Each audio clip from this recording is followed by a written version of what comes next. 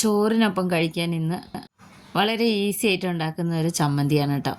അപ്പോൾ ഇത് പപ്പട ചമ്മന്തിയാണ്. ഇത് ഉണ്ടാക്കാനായിട്ട് ഞാനിവിടെ പപ്പടം എടുത്തിട്ടുണ്ട് കേട്ടോ. ഒരു 5 പപ്പടം എടുത്തിട്ടുണ്ട്.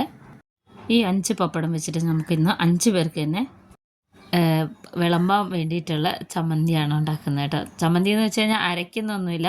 അപ്പോൾ ഞാൻ ഈ 5 പപ്പടത്തിൻ്റെ പൊടിയൊക്കെ കളഞ്ഞിട്ട് ഒന്ന് അരിഞ്ഞെടുക്കുന്നുണ്ട്. ഇങ്ങനെ നീളത്തിൽ അരിഞ്ഞെടുക്കുന്നുണ്ട്. ഇത് ഓരോന്നോരോന്നായിട്ട് നമ്മൾ വറുത്തെടുക്കുമ്പോൾ ഒത്തിരി ഓയിൽ നമുക്ക് ആവശ്യമാണ്. അതില്ലാതിരിക്കാൻ വേണ്ടിയിട്ടാണ് കേട്ടോ. അപ്പോൾ ഞാനിതാ 5 എണ്ണം അരിഞ്ഞെടുത്ത് വന്നപ്പോൾ അത് ഇത്രയും കിട്ടിയിട്ടുണ്ട് കേട്ടോ. ഈ ഒരു രീതിയിലാണ് അരിഞ്ഞെടുത്തിട്ടുള്ളത്. ഇത് കാണാൻ നല്ല ഭംഗിയാണ്, പക്ഷേ ഇങ്ങനെ ഇത്ര ഷേപ്പിലൊന്നും കിട്ടണമെന്നില്ല കേട്ടോ. പിന്നെ ഞാനിവിടെ 2 മീഡിയം സവാള, ഒരു മീഡിയം തക്കാളി, ഒരു മാങ്ങയുടെ പകുതിയാണ് കേട്ടോ, കുറച്ച് മല്ലിയില, ഇത്ര മാത്രമേ വേണ്ടുള്ളൂ. മാങ്ങ നമ്മൾ ഒഴിവാക്കരുത്. വളരെ ചെറുതായിട്ട് നീളത്തിൽ അരിഞ്ഞെടുത്തതാണ്. പിന്നെ ഞാനിവിടെ ഒരു കടായി സ്റ്റൗവിൽ വെച്ചിട്ടുണ്ട്. ഇതിലേക്ക് 3 ടേബിൾ സ്പൂണോളം വെളിച്ചെണ്ണയാണ് ഒഴിച്ചു കൊടുക്കുന്നത് കേട്ടോ. എന്നിട്ട് നമ്മളിതിലേക്ക് കുറേശ്ശെ ഈ പപ്പടം മുറിച്ച് വെച്ചത് എടുത്തിട്ട് വറുത്തെടുക്കുകയാണ് ചെയ്യുന്നത്. അപ്പോൾ ഈ എണ്ണയിൽ തന്നെ, ഈ ചട്ടി തന്നെയാണ് നമ്മൾ ഉണ്ടാക്കിയെടുക്കുന്നത്. അപ്പോൾ ഇതിങ്ങനെ നന്നായിട്ടൊന്ന് വറുത്തെടുക്കണം കേട്ടോ. എല്ലാവർക്കും ഇഷ്ടപ്പെടും. നമുക്ക് ചോറുണ്ണാൻ പ്രത്യേകിച്ച് കറികളൊന്നും വേണ്ട കേട്ടോ. ഞാനിങ്ങനെ വീട്ടിൽ ഇടയ്ക്ക് ഉണ്ടാക്കുന്നതാണ്. ഇതിൻ്റെ കൂടെ അച്ചാറോ കറികളോ ഒന്നും തന്നെ വേണ്ട. ഈ ഒരൊറ്റ ഐറ്റം തന്നെ മതി. ബാക്കിയുള്ളതും കൂടെ ഇതുപോലെ തന്നെ വറുത്തെടുക്കണം. ഞാനിവിടെ 3 ഭാഗങ്ങളായിട്ടാണ് വറുത്തെടുത്തത്. ലാസ്റ്റ് വറുത്തെടുത്ത പപ്പടം ഉണ്ടല്ലോ, ഇത് ലാസ്റ്റാണ്. അത് സൈഡിലേക്ക് ഇങ്ങനെ നീക്കി വയ്ക്കുക. തീ ഒന്ന് കുറച്ച് വെച്ച് കൊടുക്കണം കേട്ടോ. എന്നിട്ട് ഇതിലേക്ക് നമ്മൾ പൊടികൾ ചേർത്ത് കൊടുക്കണം. പൊടികളെന്ന് പറയാൻ ഒത്തിരി പൊടികളൊന്നുമില്ല, മുളക് പൊടിയാണ് കേട്ടോ. ഇത് ഇട്ട ഉടനെ സ്റ്റൗ ഓഫ് ചെയ്യണം. മുളക് പൊടിയുടെ കളറ് മാറരുത്. അതിൻ്റെ മുകളിൽ തന്നെ നമ്മൾ അരിഞ്ഞ് വെച്ചിട്ടുള്ള ഈ സാധനങ്ങളെല്ലാം തന്നെ ഇട്ട് കൊടുക്കണം.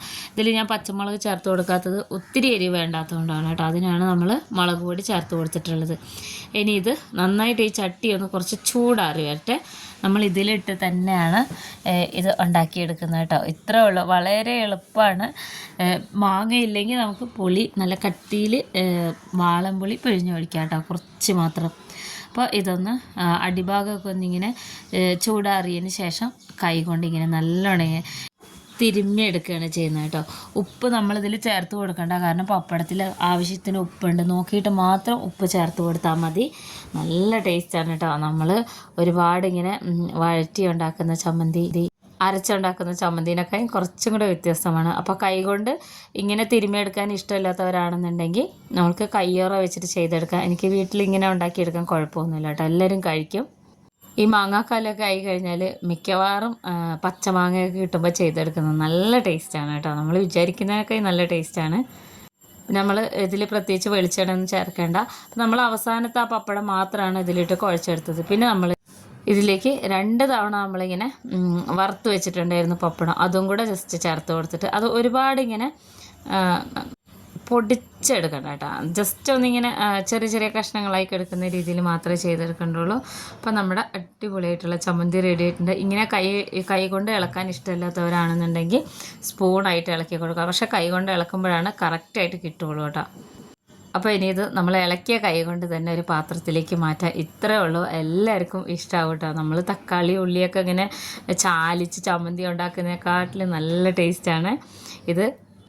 ചോറിൻ്റെ കൂടെയും കഴിക്കാം, സാലഡ് പോലെ കഴിക്കാൻ നല്ല ടേസ്റ്റാണ് കേട്ടോ. എല്ലാവരും ഉണ്ടാക്കി നോക്കണം. ഇഷ്ടമാണെങ്കിൽ തൈര് കൂടെ കൂട്ടാം. തൈരിൻ്റെ കൂടെ നല്ലൊരു കോമ്പിനേഷനാണ് തൈരും ചോറും ഈ ചമ്മന്തിയും. വീഡിയോ ഇഷ്ടപ്പെട്ട ഫോളോ ചെയ്യാൻ മറന്നു പോകരുത് കേട്ടോ. ഫ്രണ്ട്സിനൊക്കെ ഒന്ന് ഷെയർ ചെയ്ത് കൊടുക്കണേ. ഞാൻ ഇങ്ങനെ ചമ്മന്തി ഉണ്ടാക്കി കഴിഞ്ഞാൽ പിന്നീട് ഞാൻ ചെയ്യുന്നത് എന്താ അറിയുക, നമ്മൾ ഈ ഉണ്ടാക്കിയ ഈ കടായില്ലേ, ഈ കടായിലേക്ക് കുറച്ച് ചോറിട്ട് കൊടുക്കും. കുറച്ച് ഞാനിങ്ങനെ വെക്കും കേട്ടോ ചട്ടിയിൽ.